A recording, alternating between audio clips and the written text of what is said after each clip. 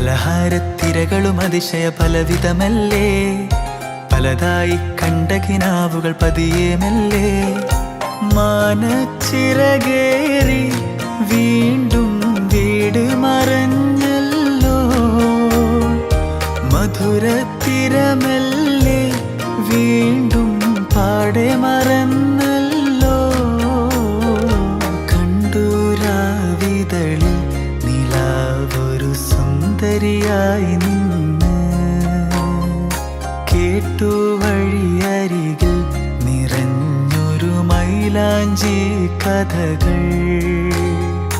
കാതിൽ കൊതിയേറെ